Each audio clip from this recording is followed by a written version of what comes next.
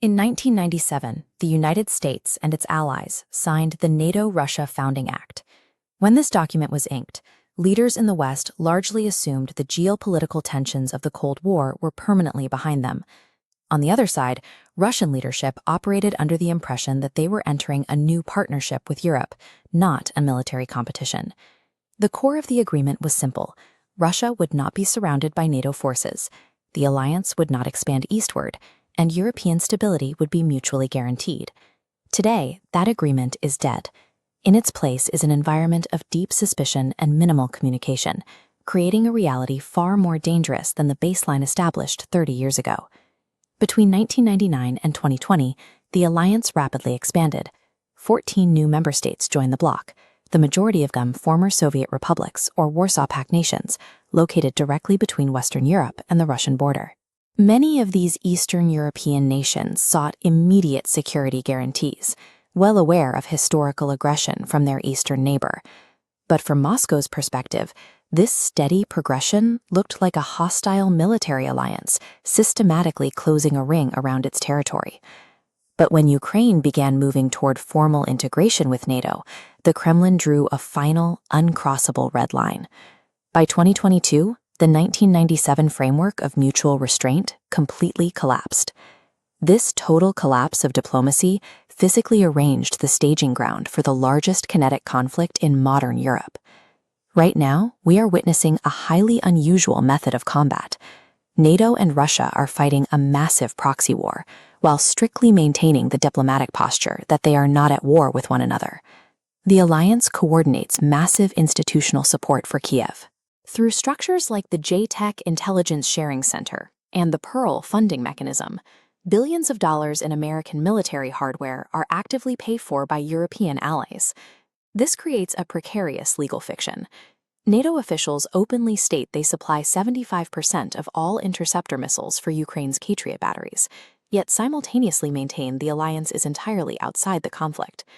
Western allies provide real-time targeting intelligence, advanced HIMARS rocket systems, and long-range ballistics that actively define the battlefield. Functionally, both sides are fully engaged in combat operations. It is a highly unstable arrangement, where a single misdirected strike or targeting error could instantly force a direct, continent-wide confrontation. This brings up a critical analytical question. With the combined financial and military weight of the West backing Ukraine, how has the Russian state avoided total economic collapse? The Russian government essentially converted its entire domestic system into a total war economy.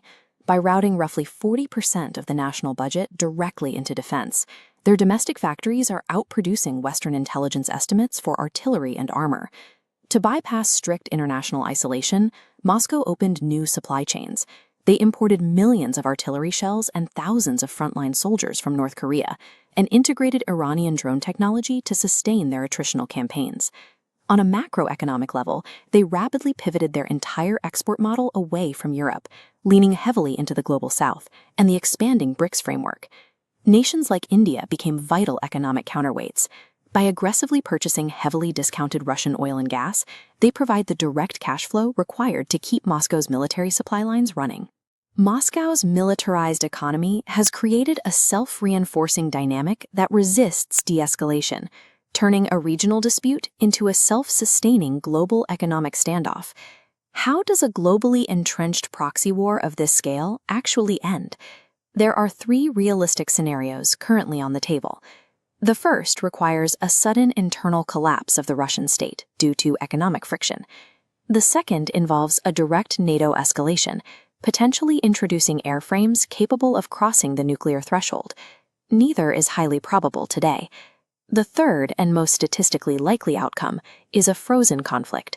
The front lines eventually stabilize in place, and a temporary ceasefire pauses the daily kinetic violence, without actually resolving the underlying territorial dispute.